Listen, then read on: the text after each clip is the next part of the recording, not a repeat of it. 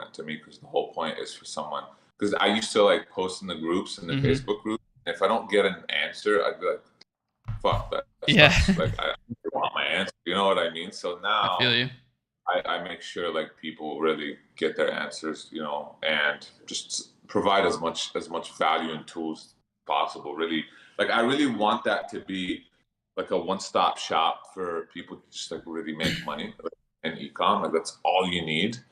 And so far it's been the case. Like I've had some people just join not knowing anything about ecom, and now they're doing like 1,400 net profit a day, That's which is so like fucking dope. crazy. Awesome. That's so crazy to see. Like people that were like, "Oh, how do I build a Shopify store?" And now they're fucking crushing it. It's just wild.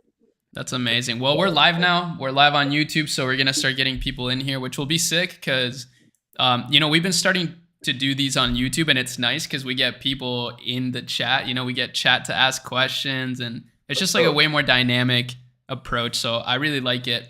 But yeah, I mean, a great starting point again. So this is part 2 for everybody watching. This is part 2. We've had a part 1, which you should definitely check out. That was like one of the first pop-off Netsphere podcasts that we had. So I'm super happy to have you back, man. How have you been since then? Good, man. Thank you for having me back. Part 1 was amazing, so I had to come back for part 2. Hell yeah. Yeah, dude, it's been good. Just been building the Discord since then. The brands are going even better now. Like we're scaling, launched new brands. So, man, it's been great and pleasure to be back. Thank you for having me. Part 1 was so good that I had to come back for part 2. So, hell yeah. yeah, awesome. Man. So since then, you've built this Discord group. We talked about it a little bit off camera, but yeah, you built this Discord group. You're changing a lot of people's lives. How has that been impacting your life? Because you didn't have that prior, last year, for example. So now you're kind of doing a little bit more of that this year. How has that impacted your life, you think? Dude, it's been crazy because I was always somewhat active in terms of just like providing value. And I've had my own Discord that I started like in 2018 once I started making money. It was for like six-figure earners, six-figure spenders per month. I remember that Discord. Jordan got me in there. Exactly. It was it was something that I always liked to do because the community is what got me to where I'm at, like the ecom community. And when I joined the Facebook groups and people were just like so helpful, I was like, whoa, like this is so dope. Like you don't find this anywhere where you drop a question and people help you and like random people all over the world. It's just like wild. And like you're kind of not alone in this journey. Like there's other people there that just aid you and respond. And I really, really like that. Really like that. And I really connected with it. So I was like, dude, I want to keep that going. I want to recreate that as much as possible. And I did it in 2018 with the Discord. And then it kind of just like didn't die off. It's still going, still going strong. But I wanted to do something more geared towards, people starting, and something where there's a little bit more infrastructure when it comes to tools and things they can use and do. So it's been really cool and exciting to just like meet new people all over the world. Like everyone has something to offer. So much value constantly getting, being exchanged, meeting new people. Some people like come visit like LA and they'll hit me up and I'll link up with them. What? Like, yeah, bro, it's wild. Like it's really, really nice. And I don't know, like I never thought I would do that, but it was like an impulse thing because I started noticing that Facebook groups were dying off, okay? And then everyone was like moving on Twitter, but Twitter was more of a platform to just say what you want and divide. But there's not much of this community feel, and there's not much of this like back and forth. Like, yeah, you can like respond in the comments, but like it's usually just people saying retweet and like like whatever, right? So I was like, okay, like Discord would be the best spot to actually, drop some value and have it set up where people can chat and can interact and engage. And I joined a bunch of Discords and I didn't really like see any that were really that like had a strong community and like a family feel, and where people are just like really dropping value. It was more of like, drop this new strategy, but you have to pay for it, or stuff like Mm-hmm. that. Didn't really relate to that. So I was like, you know what? I'm going to start something where it's not really like if you see my Discord doesn't have like a free and then like you pay to, it's either you pay or you don't. Like there's Mm-hmm. no like, I'm gonna finesse you into the funnel type thing. Like I don't care about that. I care about you join, you find it valuable, you like it, you stay. You don't, you can ask me for a refund. I don't care, as long as you just don't want to be there. It's fine. So that's what I went for, and it's been awesome, bro. It's been amazing. Like can't complain. Like I said, it's been really life changing for me and other people. So That's perfect, bro. That's like the best sort of relationship where you're like mutually gaining value. That's awesome. I also want to point out, I love that just like the straightforward, like, hey, you either pay or you don't. Like sometimes yeah, that's how it's got to be. There's so much bullshit in like the digital marketing space of like, get this for free and then I'll fucking do this. And then, putting people in funnels. It's like, just be honest, just be straight up. exactly. Yeah, that's something I wanted to do off the bat. Like I never really wanted to put people in a free chat and then kind of tease them. And no, it's just like you join. I made it super affordable, even though so many people were like, "Yo, like this is too cheap. Like you should, up the price." But I honestly don't care to do that. I just want people to benefit and just have it there so they can get access to people doing big numbers, or just get their questions answered. Mm-hmm. Yeah. Yeah, bro. I have something I want to talk about. It's just like a random topic because you also Yeah. mentioned, and I want to get your opinion too, Jonathan. You also mentioned you've been, the brands have been better than ever. This is something I've noticed, bro. Like all the markets are down, right? Like crypto, stocks. I mean, real estate is up, I guess, but everything is down. But ecom, bro, like if you look at the chart, every year it's just bigger, bigger, bigger. Like, damn. So, what do you Yeah. guys think? Like, do you think this is going to continue like for the rest of the decade, or when is ecom going to slow down? I'll let you go on this one, Jed. I think it's gonna keep going, bro. Like it only makes sense for it to keep going, especially since we're moving onto a more digital world, Mm-hmm. year, decade by decade. Like even when I first started ecom, the whole point of me starting ecom, was okay. This is gonna be big. Like any person knows that ecom is really gonna keep evolving because it's just the more convenient, easier way to do things. Like it's just what it is, and that's what we're headed towards. So I'm not surprised at all. I think, in my opinion, I've said this before and I'll say it again. I think eventually going to the mall and to the store is more like a fun activity rather than actually like going to buy stuff. Like it's like, okay, we're bored, let's get out of the house and go shop, rather More of than an like experience. yeah, it's more of an experience. It's going to the zoo, right? Like just kind of going. Really what it is, right? So I don't think we're gonna really need to go to the store anymore. So eventually, it's all gonna be digital. And being so early in the game, because it's funny. I always see like, oh, e-com is dead, and dropshipping is dead, and dude, like, no, they're not even close, man. Like, it's not even close. Like there's gonna be 100 more Facebooks, 100 more like TikToks. Like there's going to be so many different apps and places where it's going to be that platform where you can just sell, and it's going to only get easier and easier, and the funnel is going to shrink. Eventually, you're just going True. to see an app buy immediately, right? Like it's not you're not even going to have to like go through funnel. Like I truly believe that, and especially with all the like NFT stuff and 3D and all that, like and like try and close at home, and eventually you won't have to even step outside. Like you just won't, you know? Yeah, I definitely agree. I think that, even if consumer spending starts to lower because so many sales are starting to transition online, I think that e-commerce will, at worst kind of start to flatten off a little bit. But because there's so many sales that would have happened in person that are now occurring online, I feel that e-commerce is positioned really well to not really be too drastically hit. Um, and so, yeah, I think that it'll be fine.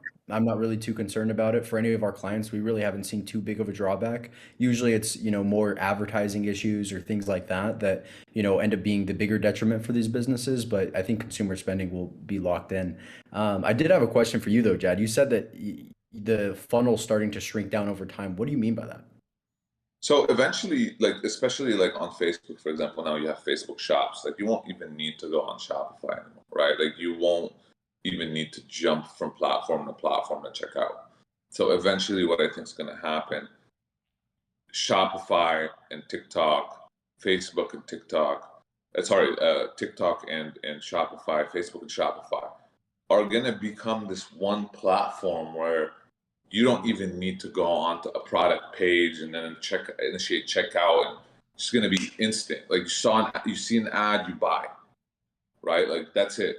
Like that's what I think is going to happen. And I've seen it over the years. Like Yeah. before, you would go onto a pre-lander and then you would have to exit Facebook, pre-lander, lander. So, now it's just shrinking more and more, especially now that especially with Amazon, for example, like the checkout process is you can check out by buy it now right on the product page. You don't even need to go through the whole funnel anymore, right? So Yep. I think that these things are gonna.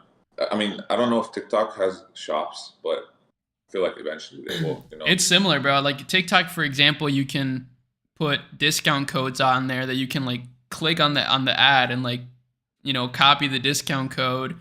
Shopify, for example, they just launched a partnership with YouTube where you can put shops on YouTube videos. So I think that makes total sense, Right. bro. I think it'll be just like content and then just Right. buy. Like Yeah. the funnel is only gonna get shorter, and I Yeah. think that's great for people that are having, that are selling things. Maybe not so for people that are buying things, but actually maybe for them too. Like Oh, yeah.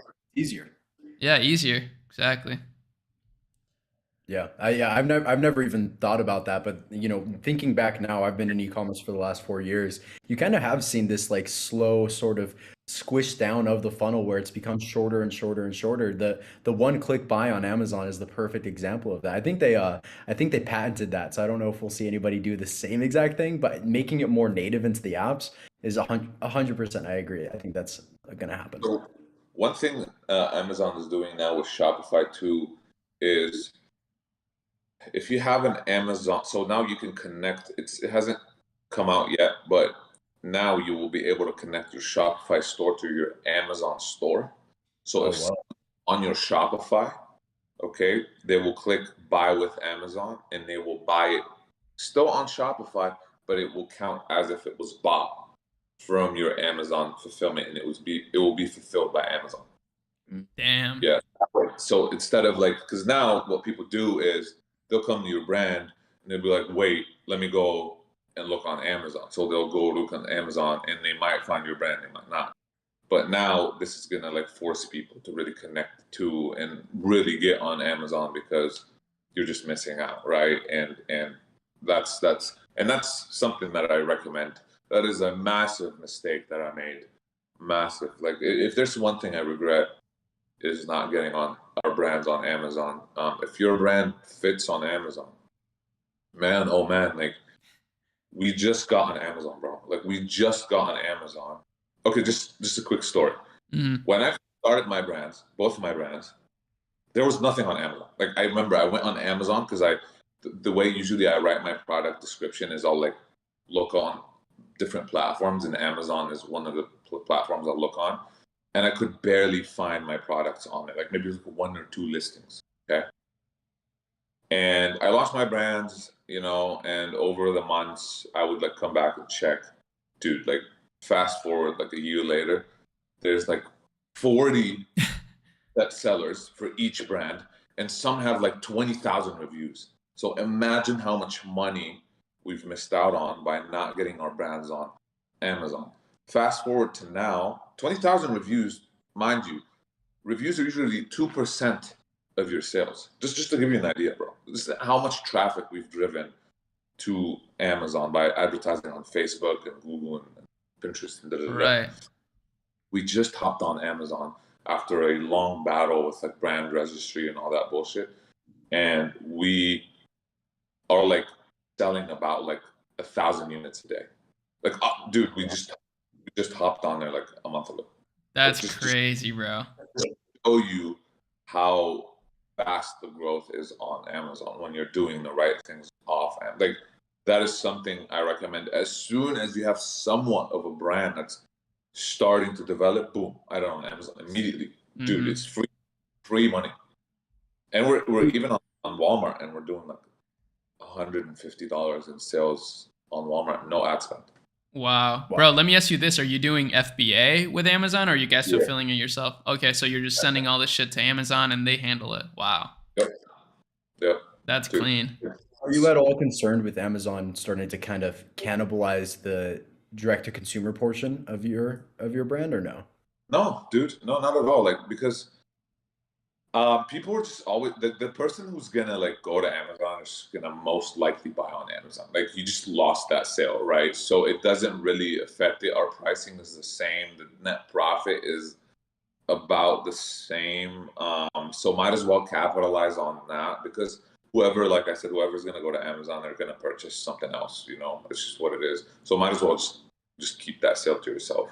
It's like a lot of like we've missed out on like millions, bro, by not doing that. Like, Probably 8 figures, bro. Honestly, in your case, like that's crazy.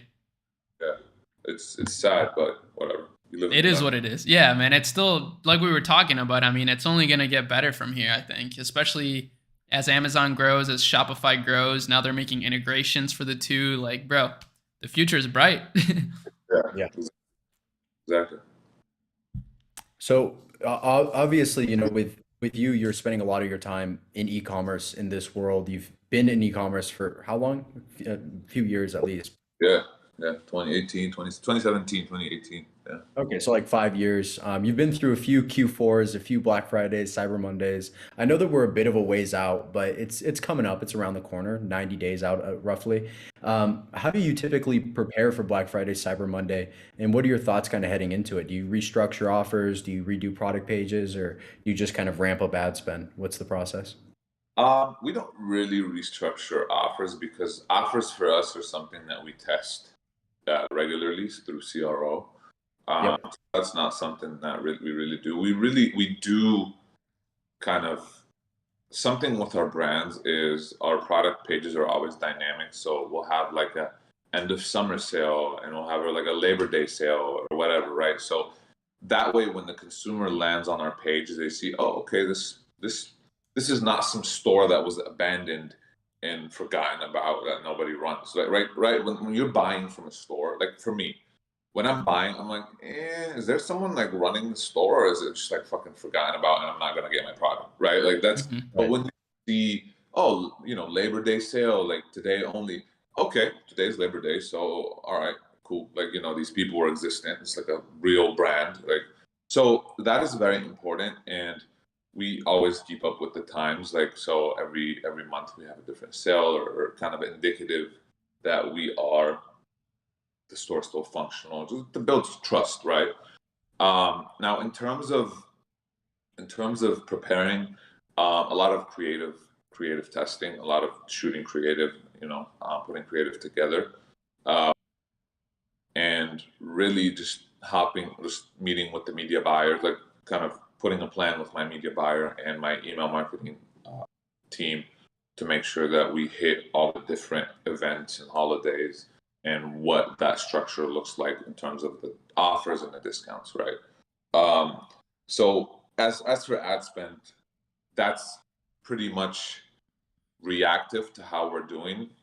If I see, like this week has been fucking amazing, like, let's ramp up the spend, boom, just like ramp it up. So that's really how we go about it. Yeah, so creative, ramping up ad spend based on performance, and then just meeting with the email marketing team and the media buyers to see how we can, kind of approach the marketing aspect of things. So I love that. One of the things that I think about a lot is reason why marketing, which is like the reason why you're giving the discount. So by you making that dynamic and continuously updating it, it's giving them the reason why you're giving the sale. Even if the sale is all 355 days of the year, by Yeah, updating it, it seems like it was specific for that time frame. I love that. That's awesome. yeah. We always find reasons. Like even if it's like dog day, like you'll like best friend day, like you'll do that because people are like, oh, okay, this is a reason. All right, cool, and I'm gonna buy, right? Versus just 50% off today only, but why, right? So it's really just like when you walk by Zara and you look and you'll be like, it'll be like winter sale, and it's like, Hmm. oh, winter is about to be done, or like summer sale, like end of summer sale, and it's like, oh shit, summer's about to be done. Yep. These items are not going to be around. The sale's not going to be around. Let me go in and see what's up, and then you end up buying. Yeah, they Right. start to justify their purchase internally because of the reason. That's Yeah, why it it's so creates powerful. urgency. Yeah, I've seen like, store closing sales before. Like that used to be a huge, tactic because Yeah, it's like it's a reason why everything is so discounted instead of exactly, just, oh, just cuz. That's a good point, bro. That's a really good point. exactly, man. So whenever you're going through and starting to create these creatives, obviously the creative portion of media buying is massive. Do you have like a creative formula that you like following, or is it kind of just do you pair together different scroll stoppers or different angles on the copy, or are you just kind of like shooting it and see if the entire video works and then move on? We really we've tried a lot of different approaches. We've shot very elaborate, like kind of Harmon Brothers type ads. Yeah, their ads are crazy. Yeah, so we have that where we spent a lot of money on them, and we also have used TikTok like UGC, like oh my boyfriend got me, type situations. So both work. We mix and match a lot. We hop on trends a lot. We also it's really very hard when it comes to creative to have somewhat of a structure because things change so fast from one week to the other and it's super random. But we try to like hop on TikTok and see what's popping right now and what trend is kind of, taking off, and then we'll try to implement it in our new ads. And yeah, just like test that. For example, like for us right now, uh, TikTok style videos are working very well on Facebook. So we're running a lot of that right now. We're running a lot of like YouTube brand awareness top of funnel, uh, Harmon Brothers type ads. That Okay. way, people see the brand, and it just kind of like registers in their brain. And then when they see our ads on Facebook again, like, oh, I remember this, and then they click, and we kind of get the sale. So a lot of different approaches that I keep testing. When it comes to media buying, bro, like I just test so much. Like I don't really have tried to do the structure thing. It just didn't work. Like it just didn't work because there's just so many things that come up, and then you start to try to do like the structure, and then it's like, oh, never mind, scratch that. Like let's do this. So I try to just like have my media buyers in Slack, and just feed them like ideas, like, hey, this week I want to test this, and that. Please set this up on like Pinterest. Please set this up on it, and we'll just test different strategies. The ones that work, we keep going with. The ones that don't, we just kill and move on. Damn, I just looked up the Harmon brothers. I didn't like I'm looking at some of their ads. I've seen like all of these. Yeah, Yeah. I didn't know who was behind these though. That's crazy. yeah. Yeah, they are huge, bro. And these videos are like 500K and up in terms of price. Like they're expensive, to That's shoot, insane. very elaborate. We did something similar with one of our brands, and it did well on YouTube. So we're using that right now as like a brand awareness type, ad. So Cool. I have Yeah. a question that, sorry, Jonathan. Somebody asked in the chat. I want to, stick up for chat Yeah. here. Yeah. Yeah. Go They ahead. said, should I follow trend markets first, such as TikTok, etc., or start following an up and coming brand or product and then start working towards making it big with that? What do you guys think?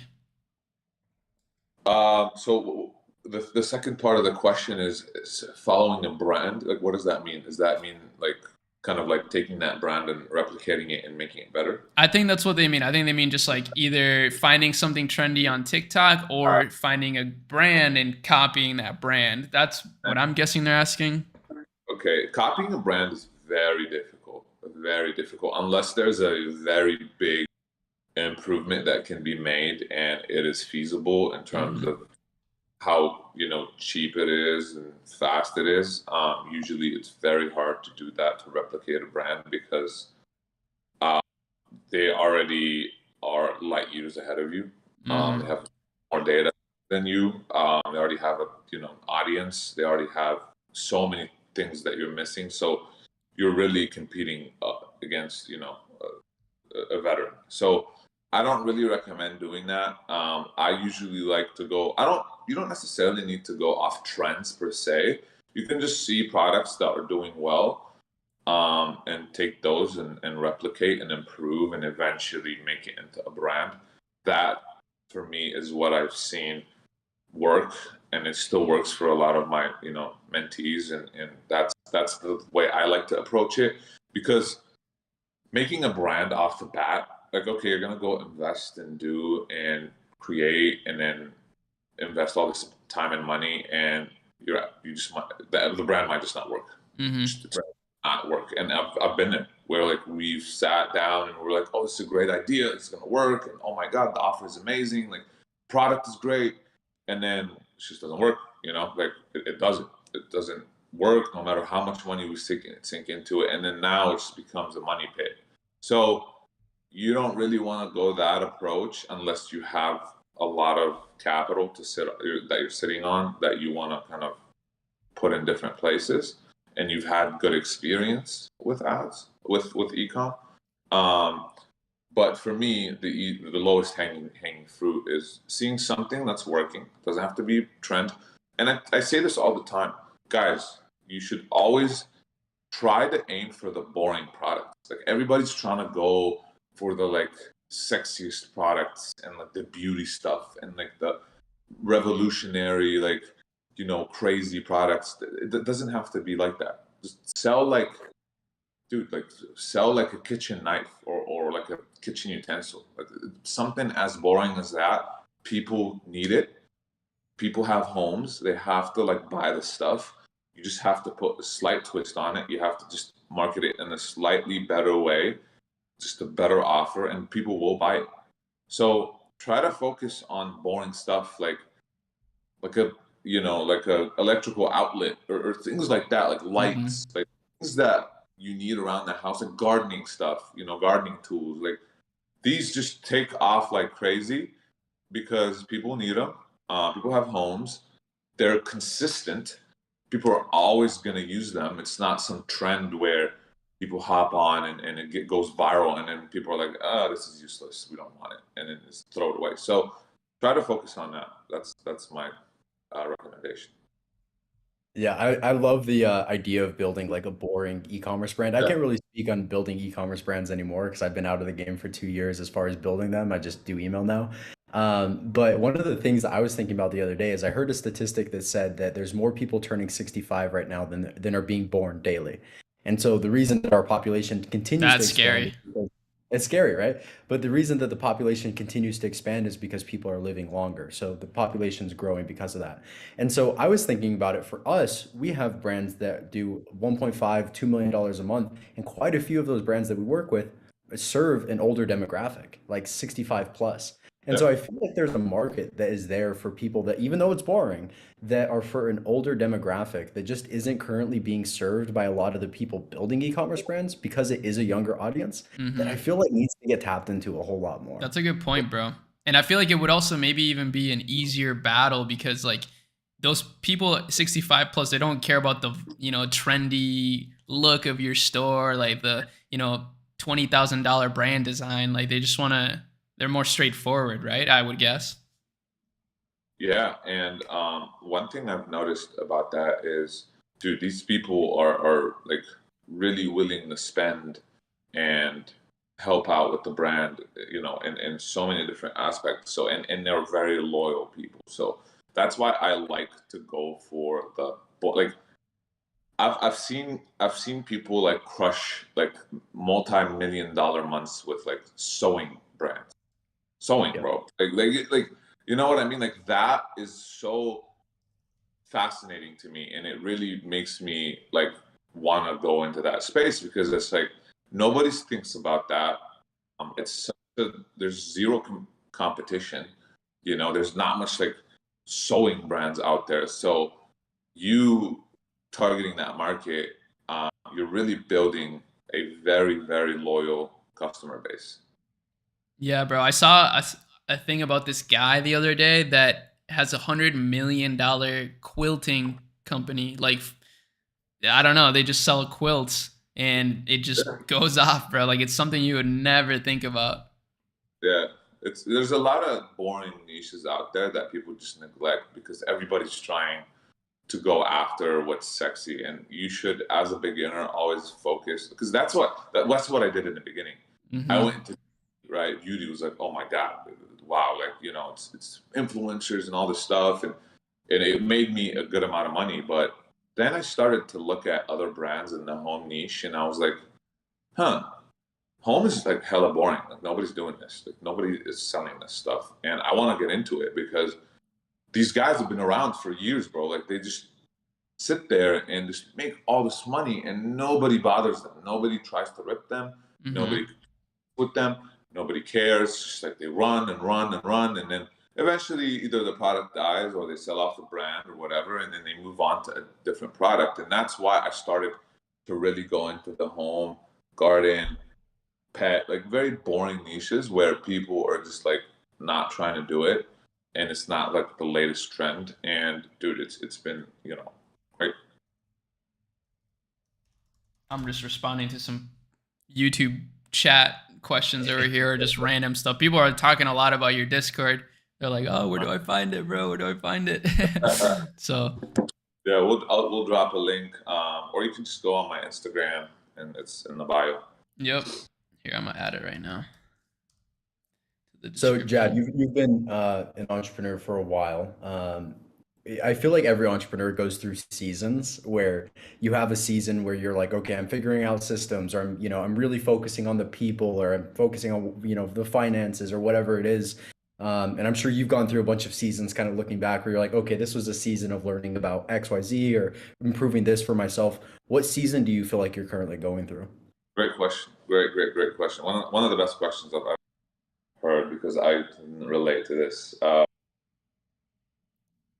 Man, it's crazy. It's not only seasons, bro. It's just life seasons, right? Like I don't know if you can relate, but like it's a combination of personal things that you go through in life, and your even morale, like your mindset, the things you want to do in life. So, and then that kind of translates into the business. So, and not to mention making money and then losing it all, and then making money and then losing it.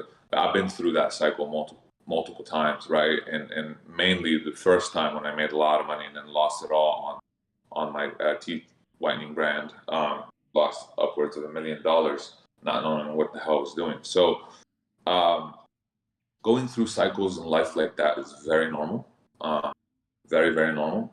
I know a lot of people just kind of beat themselves up, and I was one of those people. It's not easy to be at the top, or the top, and just be making money, and then one day it's just all taken away from you, and you're just left with like no partners, no nothing, right? And now you're like on your own, figure it out, right? So I think everything happens for a reason, but you should always take it as a learning lesson. Now, to answer your question more specifically when it comes to the business, um, the season I am finding myself in right now is definitely more of the hiring and building systems, because I've always been like in the weeds when it came to the media buying, and I started to notice that, and I'll always be like that, but I started to notice that other areas are lacking in terms of launching more brands, testing more products, other things that I could be focusing on because I'm spending so much time during the day researching and looking at different media buying strategies and sitting there and testing them, etc. So I'm trying to remove myself a little bit from the media buying, in the sense of just hiring someone to work with me, under me, and focusing on creating more brands. For me, that's where, like, the challenge of taking a brand from nothing or not even having anything, creating something is what brings me the most joy, and that's what I'm trying to focus on. And that kind of translates into my mentorship as well, because really I'm doing that with someone else. Yeah, but through I'm someone also else. through someone else, right? So, and especially when that person is really willing to put in the work and they're hardworking and they actually listen and they go through the steps and they're patient and whatnot. Like seeing that person make money, go from nothing to making money, is such a good feeling, and it also is such an encouraging feeling to me and inspiring, because it's like, whoa, till this day, I'm able to replicate this thing constantly, right, with other people. So, yeah, man, it's the I kind of went off on a tangent. Oh, you're there, good. but, so yeah, to answer your question, I'm really in the season of building systems, expanding, especially now that I have the Discord and I have other things going on. And I don't know, man, the response that I've gotten from putting myself out there, and honestly, it's really, thanks to you, man, Ari, because like you were the first person that I've done a YouTube or like an interview with that went on YouTube, and that was really like big, right? Yeah. Like something that was like actually out there and big, and it put me on the map. And it just, after that, I got so many. It caught so much. What's the word for it? Momentum, right? So, and I was like, whoa! Like the response I got from people is something that I never really kind of expected, because I've always been very low key, and I really never looked at my numbers, never didn't even know what my numbers were, or never really like. I would just like be this guy who would be scrolling on Facebook, and I'll see a question, I'll just type in the answer, boom, move on. And then I'll be like scrolling on Facebook looking for something, and then I'll see a question in some group, and answer next. That was me. I never really thought that, oh, maybe I should kind of pursue this a little bit more and get on interviews and help and drop value, even though I like to do it. And maybe, I don't know why, I just didn't think there was a need for it, or like the response wouldn't be great. But dude, like it's crazy just to see how I've been able to like really, Yeah, man. I think sorry to interrupt you, but I think people just can like smell authenticity, bro. Like I just think there's been so much bullshit in this space, like I was saying earlier, like that whenever you see someone that's like, you can kind of smell that they're like telling the truth, they're being authentic, not really trying to be someone they're not, like people instantly, are kind of attracted to that, and reciprocate that sort of authenticity to them. So I'm really happy that you did it, bro. I'm really happy that you decided to just like put yourself out there more, even though it's like kind of weird at first. Like I know how that is, but for me personally too, it's like been such a game changer, like in life in general. Like you get so much fulfillment from getting that sort of response from people. It's awesome. For sure. It is a little weird, Right. out of comfort zone, because I am more of a like calm, kind of quiet dude. Like I'm not really someone who's just out there like doing things. But I don't know, man. I've gotten used to it, and I've been really happy I can provide the value that I can. And it's funny because I look at like other people who have done like a fraction of what I've done, and they're out there, giving so much value, and it's just like a little bit confusing to me. But I'm just like, yo, like it's kind of I feel like it's my duty, given what I've gone through, to just give back to the community and just do what I love, and I do it every day. So for me, it's so easy to just, like, I've never had anybody come to me with a question where I was like, yeah, I don't know. Like I'll always have an answer, because I've honestly been through everything, like everything you can think of, from shutdowns to PayPal to everything, like Shopify, everything. And it's funny because when I used to go through these things, I'd be like, damn, like I'm so unlucky, like this sucks, like why is this happening to me? Like I can't like catch a break. But honestly, it like was a blessing in disguise because it gave me so much experience and wisdom where right now when people come to me with like a what they think is a massive issue, I'm like, oh, there's a solution. Just do this, do that. And they're like, whoa, like really? Like this is it? And I'm like, yeah. And then they'll go do it. And I'm like, holy, like we've been trying for weeks or months to figure this out and we couldn't. It's like, yeah, man, like I have to go through the same thing, but just do this and you're fine. So it's nice, man. It's a good feeling. And I'm happy people, are seeing, are getting value. Like that's what's most important to me. Yeah, I think that going through those things is so important. I feel like it helps you build that confidence as an entrepreneur. It's like, oh yeah, I went through this difficult thing and I was able to get through it. So next time you're faced with a difficult thing, you're like, I got through the last one, I could get through the next one. And I feel like the more that I've gotten into entrepreneurship and as I've started to build my business and I have more people relying on me, now we have one of the bigger teams that we've had, which is 13 people, and thinking about it from like from the top down, it's like, okay, I have a lot of people that are counting on me to make this thing work. So you kind of have that pressure that's there, and I'm sure you feel that for your business as well at some points. I always think about how important it is for me to make sure that I keep my mental headspace really good, and that as I'm going through these seasons as an entrepreneur, that I'm really keeping my personal life in order. How do you kind of deal with that for yourself, if you're okay with getting into it? On how do you kind of like manage your personal life while trying to be an entrepreneur? Do you spend a lot of time there? Do you not spend a lot of time there? What does that look like? That's an ongoing battle, bro, to be honest with you. I wish I had an answer for this. I think this is something that even Elon Musk struggles with till this Facts. day, given all the experience he has. Such a hard thing to balance. I've tried different things. I've tried, turning my phone off at a certain time, like at 7 or whatever p.m., and just to spend time with significant others or family. I just think that where I'm at right now, I think having a day or two off is very important, very, very important.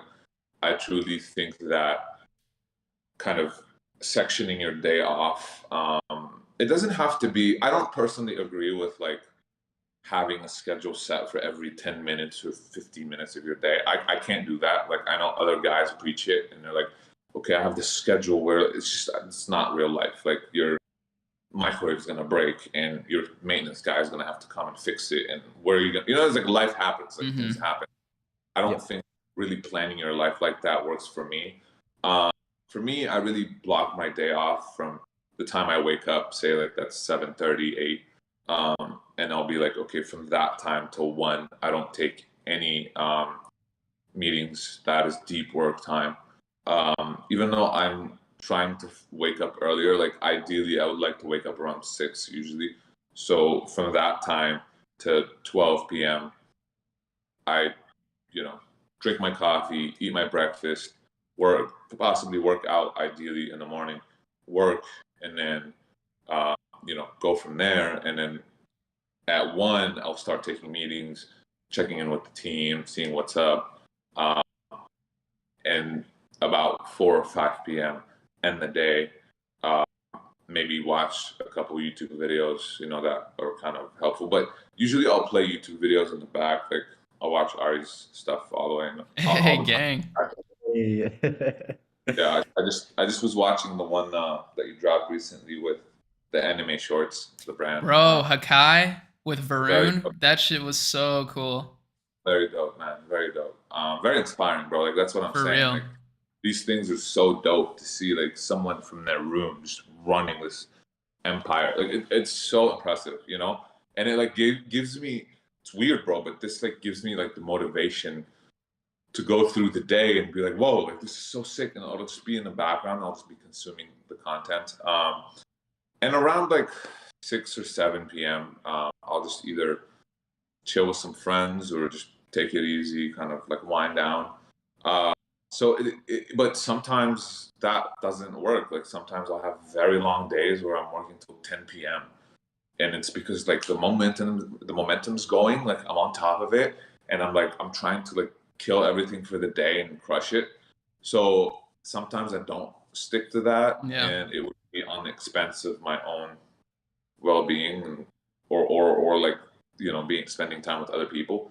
So I do struggle back and forth with it, but having a set schedule to wrap this up is very helpful. It's been very helpful, and kind of like following the Parkinson's law with that, where you set like, okay, by this time, I need to be done with my work day, and I need to get this done by then. Because I've noticed working without an end time tends to make things, last longer and go on for longer in terms of tasks, and messes up your efficiency. Yeah. So And you don't get the same quality work too, I feel like, which is important. Like I've noticed that in myself. Like whenever I'm dragging things out, it's like now I'm starting to dread it. I'm starting to like not do the best that it can be. So I think that's great advice.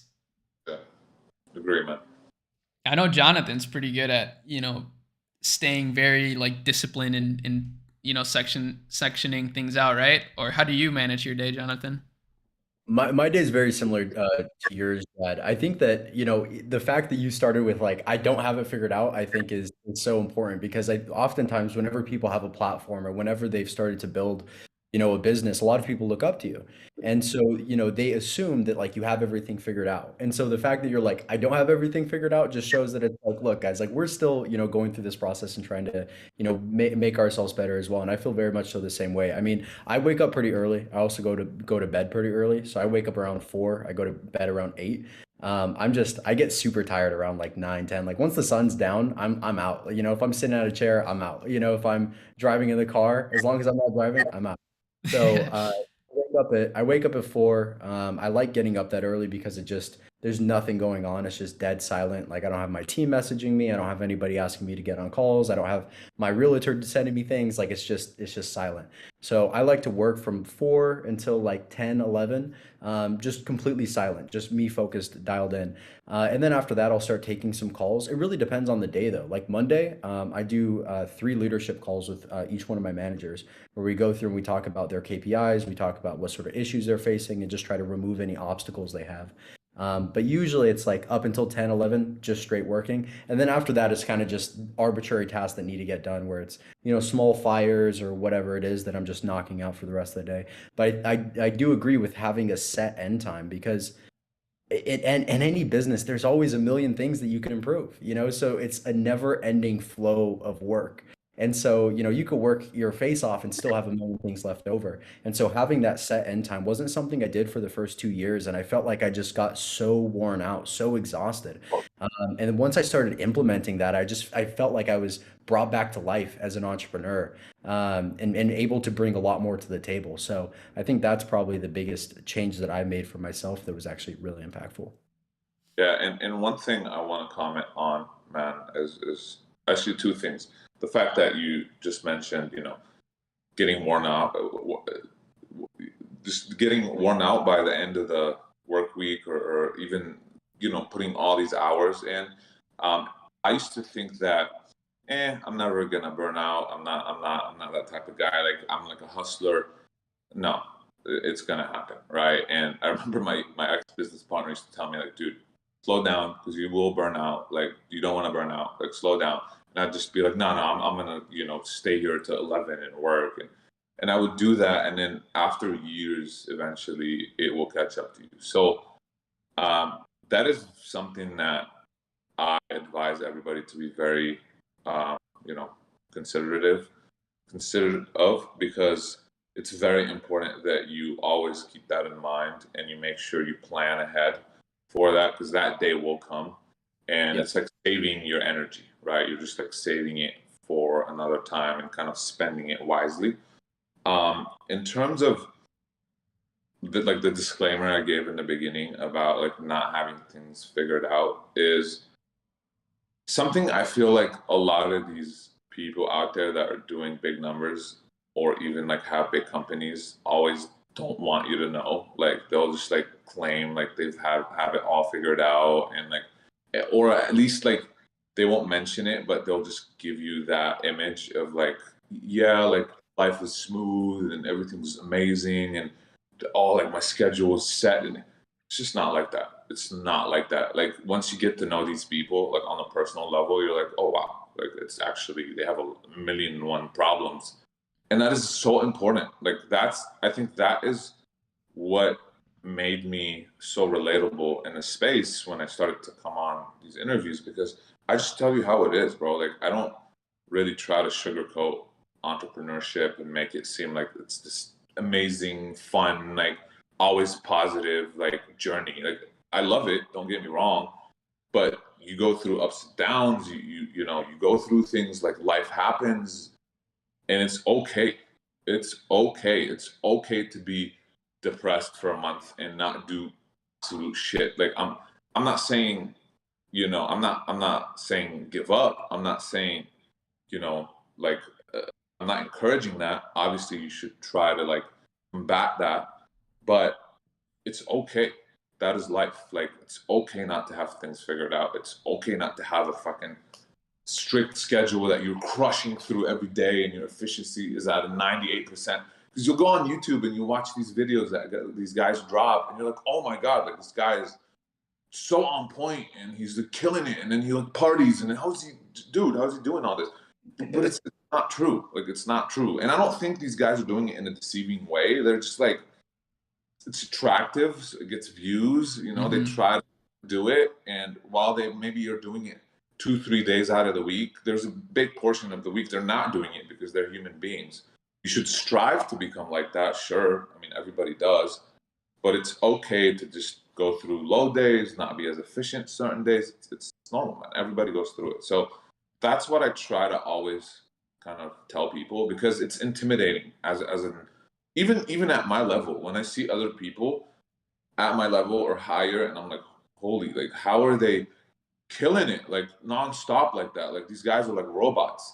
But then I'll like actually meet them, or I'll actually like hear about them, and it's not the case, man. Like, it's not. It's just, you know, they show up, they're disciplined, but there are some days where they don't feel like doing the work and they don't do as much. But, you know, I just feel like we got in this hustle mentality and hustle culture where it kind of like ruined or kind of like hides a lot of the truth that happens in the background and everyday For life. sure, So bro.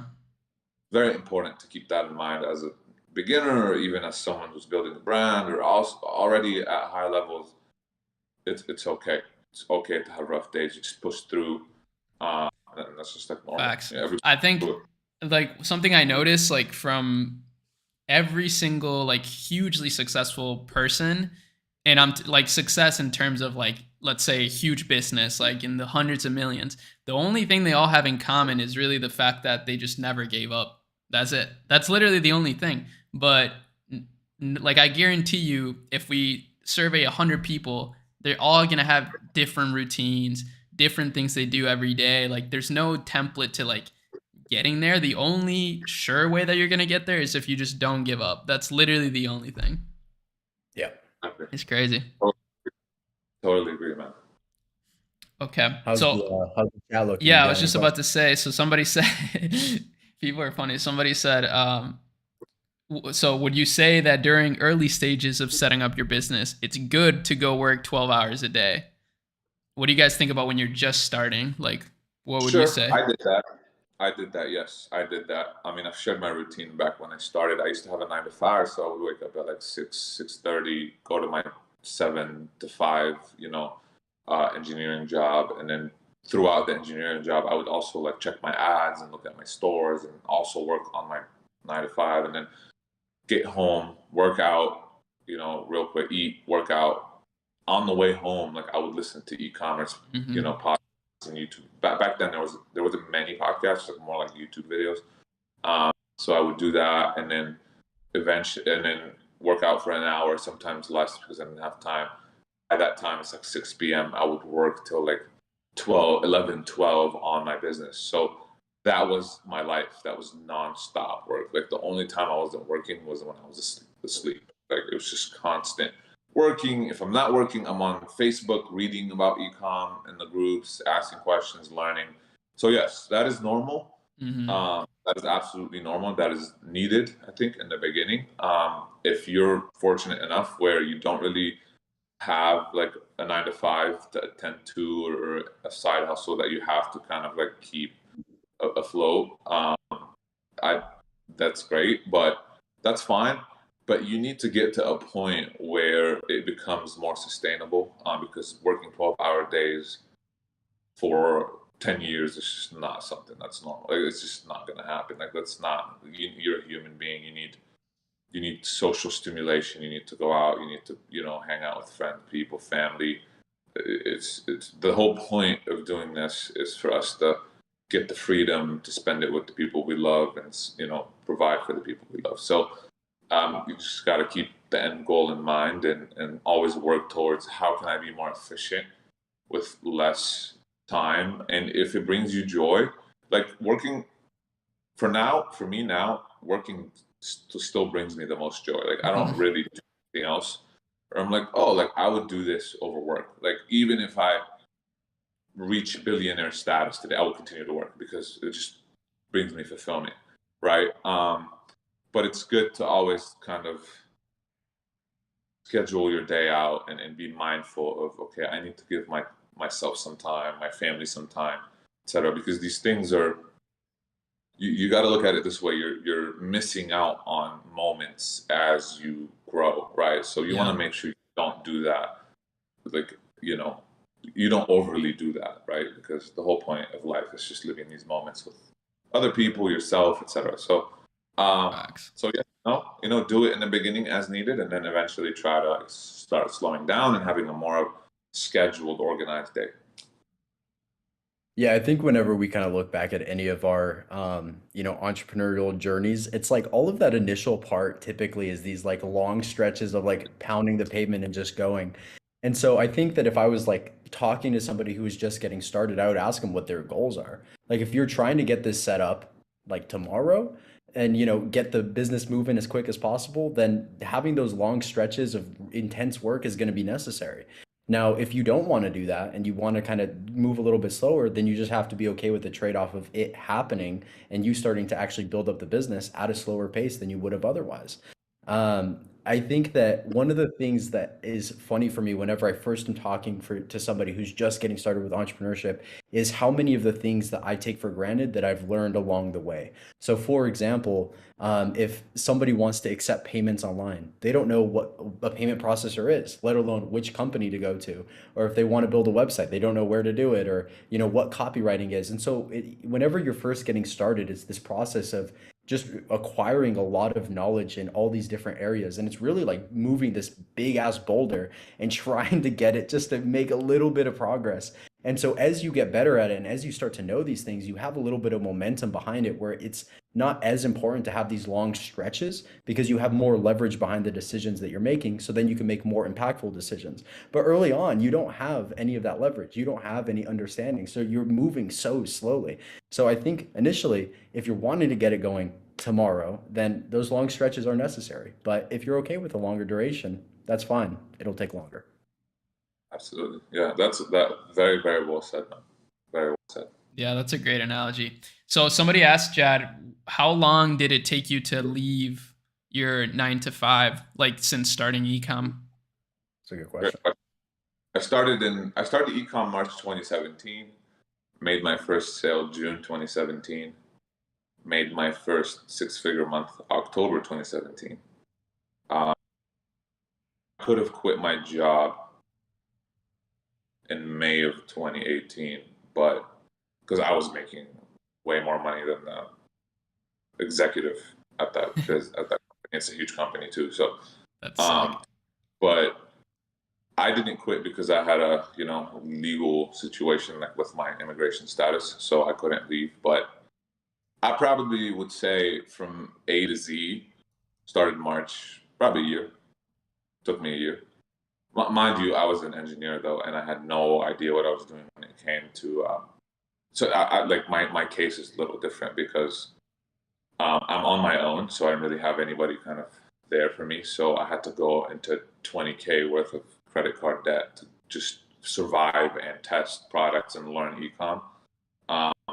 Back then, there weren't many mentorships. Like ecom back then, dude, it was not what it's now. Like now you go on YouTube and there's a million videos of like e-commerce, like Shopify, like every little update that happens. Next day there's like 10 videos about. Back then, there's none of that. nothing. Like there's two people, right? And they were like more affiliate than ecom. Ecom was such a like new thing in Shopify that like you couldn't really find much information. So what took me a year back then would take me half the time now, maybe even faster, like 3-4 months, right?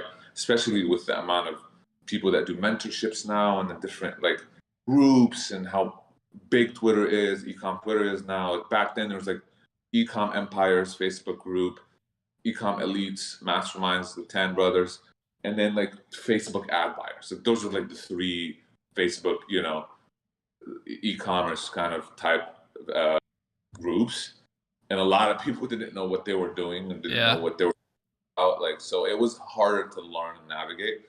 Took me a year personally. But I think a healthy amount of time for you, like I see anywhere between 2 months to 6 months is what it takes on average right now. People who don't know what they're doing for it to get going. Facts. Yeah, I still would recommend like people if you have a 9 to 5 too. Like, I mean, one thing you got to note here when taking advice from anyone, like just remember it's just advice. Like take everything with a grain of salt. Like your journey is your own. Like make your own decisions. But like if you ask me, I would say like probably keep your job a little bit until Yeah. you're like stable. Yeah. Because kind of like we said, when it comes to ecom, especially when you're just starting, there's so many issues that could happen that could take you out. But luckily, there's also so many resources now that you can like go to for help, like Jad's Discord server, just straight up YouTube, like anything. Whereas back then, man, yeah, like if PayPal put a hold on your account, you like don't know what to do. You're kind of screwed. And that's just a blessing, man. Now there's so much information and everyone's sharing stuff. It's just awesome. Yeah, it's crazy, man, because back then, like, I remember PayPal put a hold on my account and there were 340K of mine, and it was just and that was right when I was about to quit my job. I was like, holy, like, dude, I'm screwed. Like what am I gonna do, right? And it's crazy, like, just to go through these things and learn. But yeah, like you said, everyone is it's case by case. Just kind of, for me, engineering was such a difficult job to perform at daily, so it took so much of my time and effort and attention. Therefore, it took me longer. But usually, especially with the resources now, like there's so much out there, man.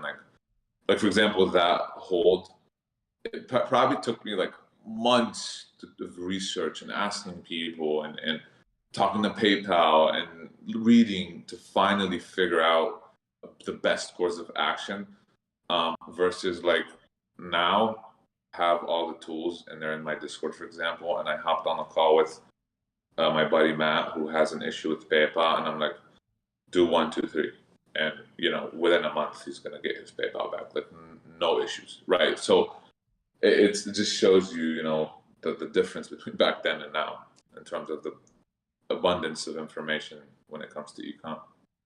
Yeah, I was talking with one of my buddy's younger brothers, and he was asking me how to get into e-commerce. And he was like, "What was it like when you were getting started?" And I was like, "Oh, like there was nothing." Kind of like similar thing where like, "Oh, there was nothing, and now you have so many resources, like you're gonna be good to go." And every time that I say it, I feel like that 65-year-old dude that's like, when I was younger, I I was used to just walk thinking that, bro. I was just about to walk say that.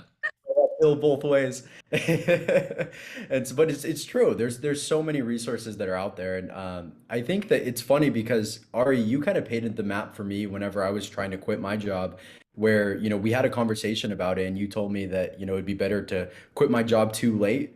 And not have to go back, than quit my job too soon and have to go back immediately. And I saw people that were in the e-commerce space do that, where they quit their job, their business is going well, and then it's not actually stabilized, and they end up having to go back. So for me, I waited too long. It sounds like you did as well, Jad, and I don't regret it. I think that it set me on a good path to being able to stay for longer. I want to touch on these resources that are here, because one of the things that I was scared of for a long time for myself was to make the investment in these resources. I mean, there's obviously a lot of programs that are out there. There's a lot of people that are out there. For you, whenever you're trying to acquire a new skill set, how do you go about it? Do you just pay for the knowledge and say, fuck it, I'm gonna buy a course or a mastermind and learn that way? Or do you try to kind of figure it out and manpower your way there? I do a little bit of both.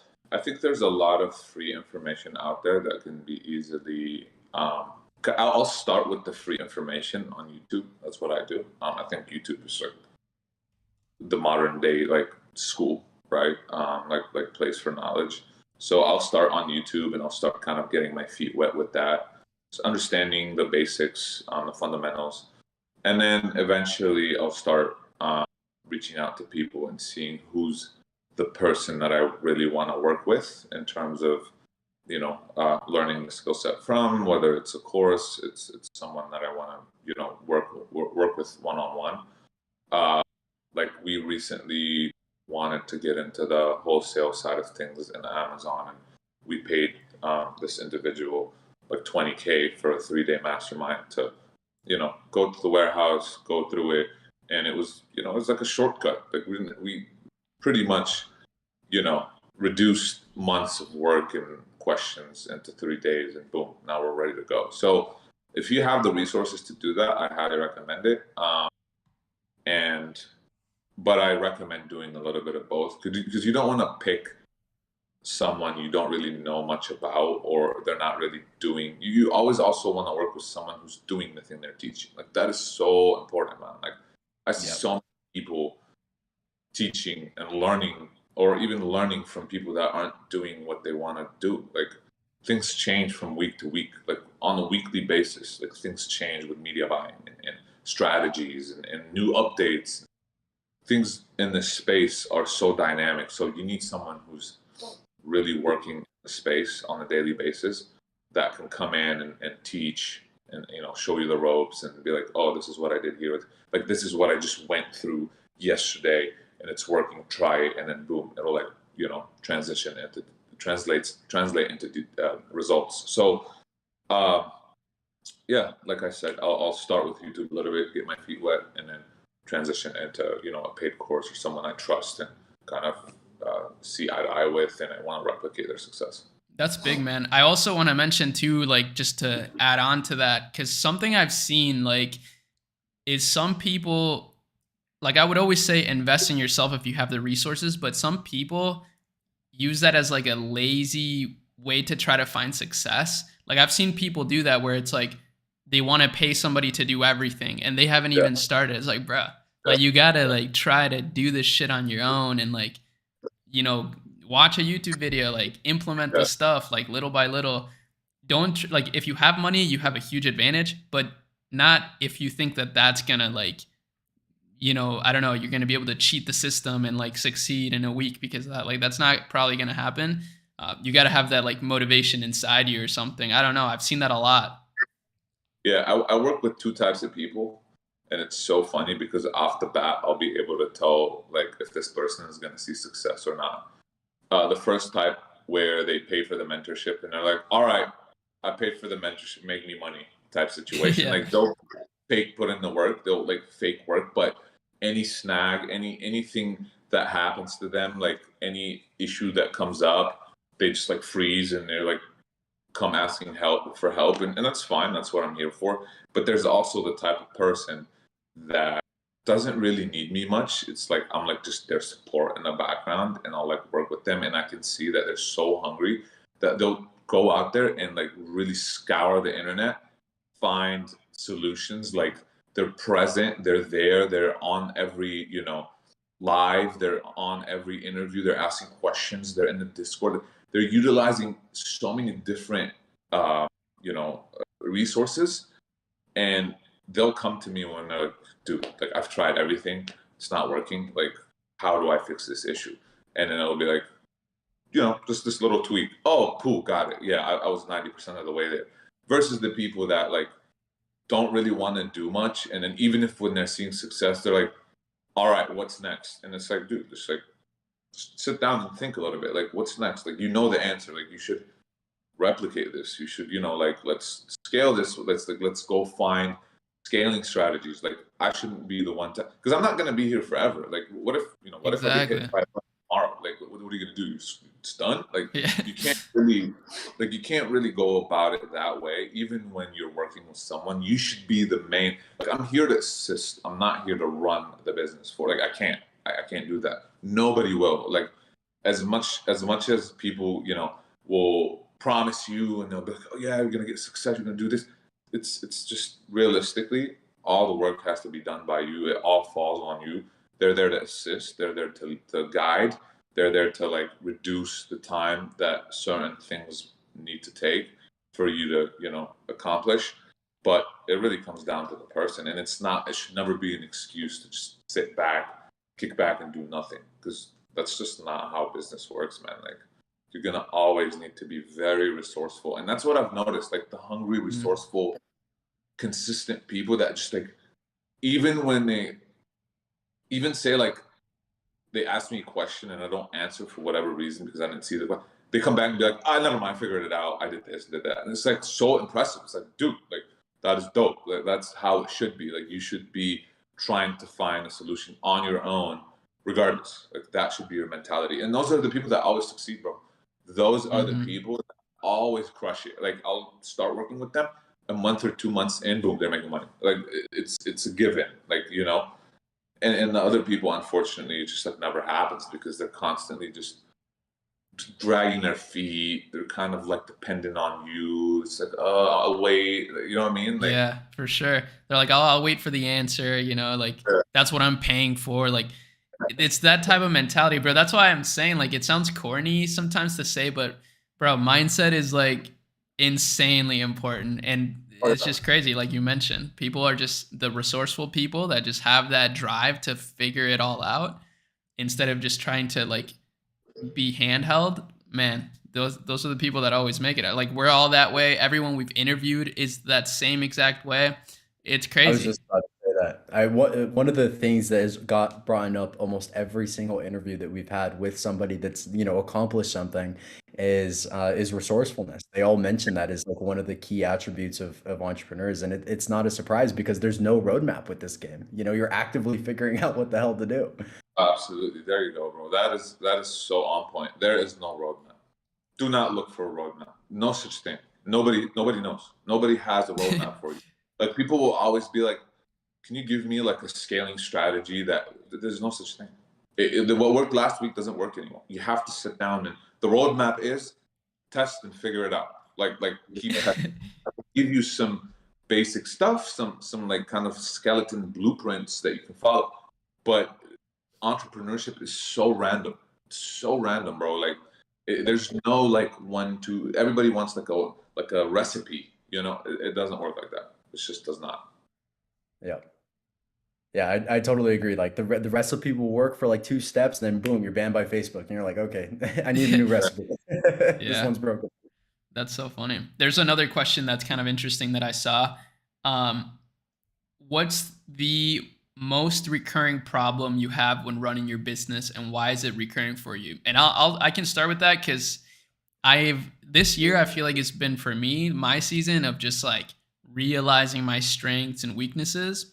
So I have a good answer for this personally. For me, it's been the recurring problem has always been like operations, like cash flow management, these things that I don't know, man. I just want to like market things. I just want to like push traffic. I want to like show stuff to people. I want to like connect with people. Like that's what I want to do. So I've always put that stuff in the background, and it's always like wrecked my momentum every single time. So this year I've finally kind of realized that, and I've put people in place to be able to like supplement that. And it's been, now I can actually keep my momentum going, and it's like amazing. But that was the recurring problem, and like everything that I've done is like operations and those little things. Yeah, operations are definitely tricky. What's yours, Jed? I agree. I think that's something that I was able to like kind of work on with my business partner. So he handles a lot of the back end stuff and the cash flow management, the bookkeeping, accounting, the inventory, etc. And I'm like you, I'm the person who wants to just market, build the store, build the brand, build the kind of the front end stuff, make the sale, the marketing. Uh, for me, it's been really I want to say time management, man. That's really the biggest thing that I've been struggling with, just because I tend to work a lot and then burn out, and it's just like hard to like really strike that balance, and I'll just go through ebb and flows. Um, that's my biggest problem, and that's why I started focusing on processes and hiring, and just I just had this like mentality that nobody's gonna touch the ads but me. Like it's just like nobody's touching the media buying but me. And I know a lot of guys out there running $100+ million, business ecom brands that do that. And it's like, yeah, that's gonna be me. And I think it just like prevented me from launching new brands, expanding, diversifying risk, and that kind of bit us in the ass a little bit. So just putting my ego aside and being like, you know what, I'm gonna take the leap of faith and just work with someone and hire someone, not an agency per se, but like someone I like to hire in-house to work on the ad, on the media buying with me, and just not have to do everything myself when it comes to that aspect of the business, and being like, okay, I'm just gonna take a step back, trust this person, and focus on other areas.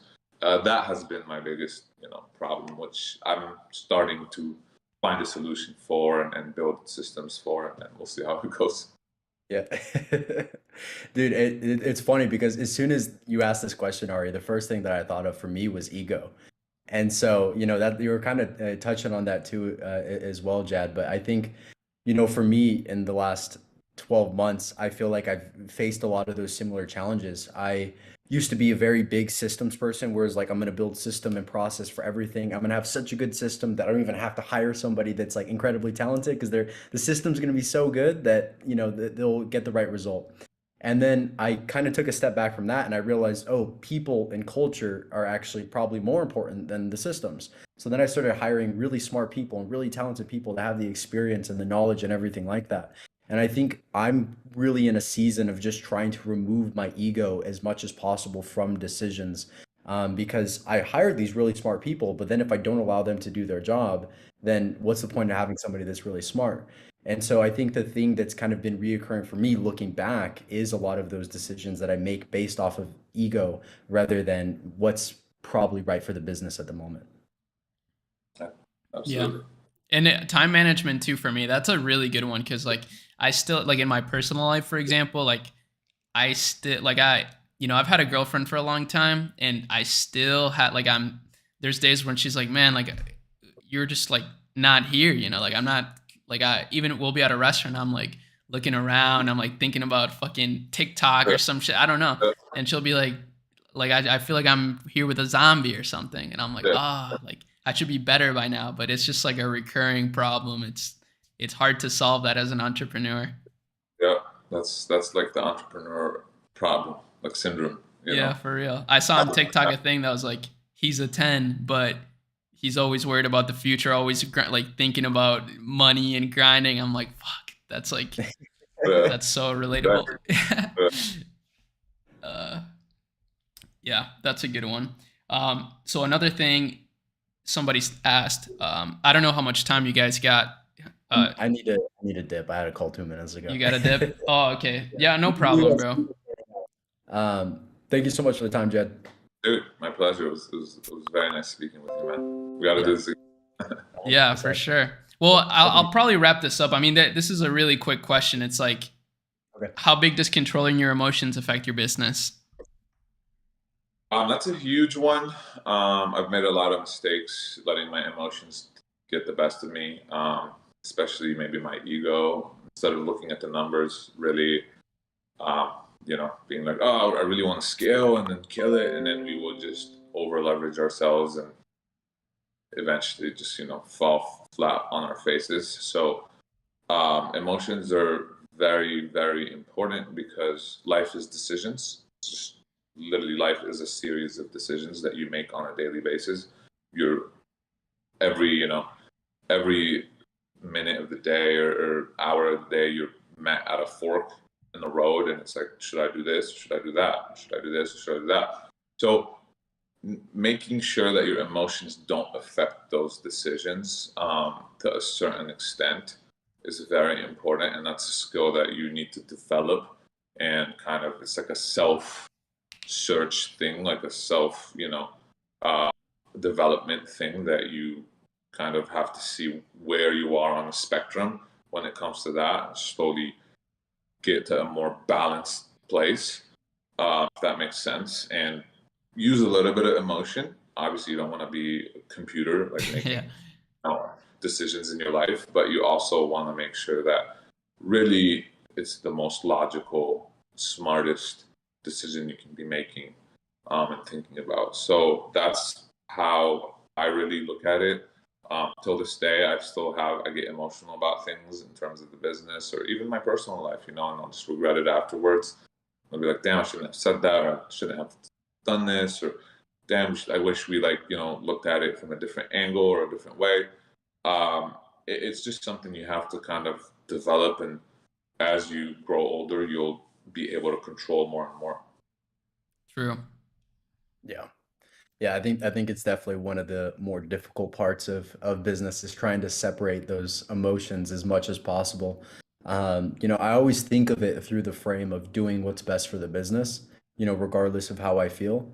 I was talking with one of my buddies who's starting to build up a company, and they're starting to get some revenue, and he has kind of one bad apple that he's like, man, I feel like I really need to let go of this person, but it's hard and whatever. And that's something where it's like, emotions are super easy to see whenever you have to let somebody go that you don't feel like, because firing somebody just sucks. It's not fun.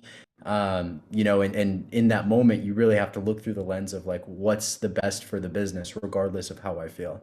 Now, obviously, that's a much easier thing to say than it is to do. But that's the frame that I try to think through those decisions as much as I can. So I agree. That's solid, bro. That's super solid. Well, that's a great place to wrap it up. Again, all the links are in the description. Jad, Jonathan, myself, everything. So everybody watching, appreciate your time, Jad and Jonathan. We should just do this again sometime. This was fun. Let's do it, bro. Let's do it, man.